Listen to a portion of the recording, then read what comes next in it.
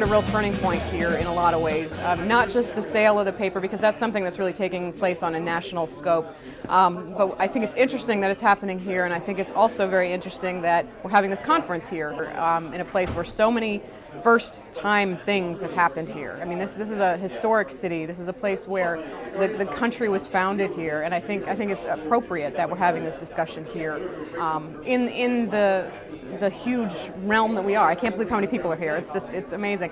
I am here because I'm interested, because I'm deeply interested in this idea of where we're going next and what news gathering and news distributing is going to look like as we go forward in time, and it certainly seems that we've reached a point where the question is pressing, that there are old models that are deteriorating and new models that are popping up, and kind of wonder which ones are going to survive and which ones are going to go by the wayside. And being a professional news gatherer and distributor, you sit there and wonder, you want to have an idea of where it's going. And this is a great group of folks to listen to talking about it, just because it does get out of my own head and out of my own experience on what's going on.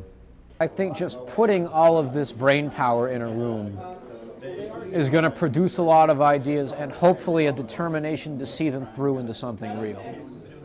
And I'm not necessarily assuming that's going to happen, but I think it can. And if we all really put our minds to devoting the time to making this thing work, I think we can get it done, and that would be the best thing to come out, regardless of who's doing it. What I'm doing here today is, it seems that Keystone Politics and other sites like it fill kind of a niche, which is that there are people who enjoy topical news media rather than a bundle of of perhaps unrelated content. So what Keystone Politics does is aggregate that content, and the reason I'm here is because I want to see how traditional news organizations and these kind of new topical news organizations will work together. Thinking about what a ideal news organization would look like, one place I would start is in terms of who has to be part of that. And it seems like you'd want to have certain kinds of commitments to the community, first of all, that a news organization, if it's dedicated to informing and improving the community, that people need to be part of it out of that sense of mission and not just to get a paycheck. I would say that to have the news organization be pretty reflective of who's in the community, and I think there are different ways you can do that. We do that in part by the kind of advice we get and creating structures where we get input from the diversity of folks who are involved in the school system. So, you may not have high school students on your staff as a professional news organization, but it's really important to know what high school students are thinking if you're writing about schools. It's very, very important to me that there is serious dialogue about the digitization of news. I've been thinking for years, and I've been talking to people about the fact that there's a real divide, the great digital divide, between the editors, the big editors who are in charge of things, and the younger people who want their content delivered in different ways. And unfortunately, that gap is widening.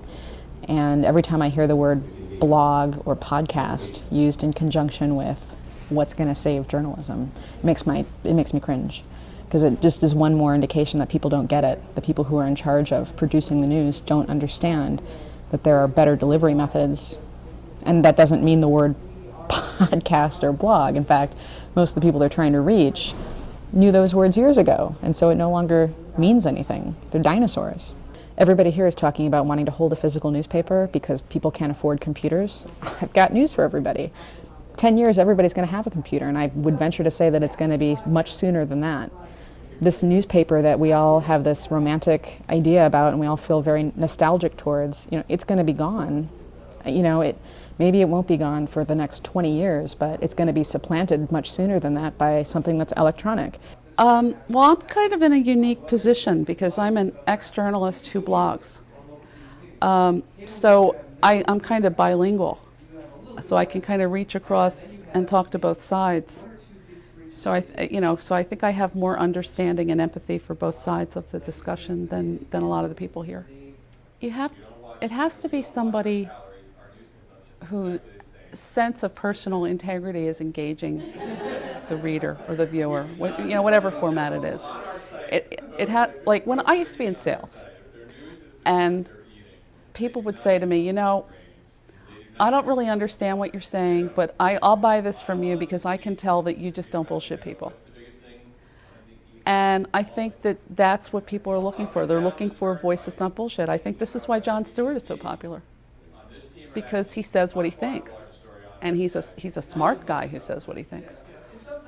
And I think that in journalism, we've gotten to the point where the only people who really know what's really going on are other journalists, and they're not sharing that information with the general public. I think that our sites tend to, compared to a lot of these other folks who are talking today, is that we're influenced by newspapers and by our newspaper model, very top down, and that it seems to me that on the web you have two kinds of audiences.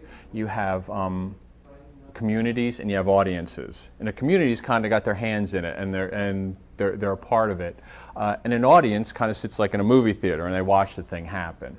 And newspaper websites, by and large, I think, have audiences. They don't have communities.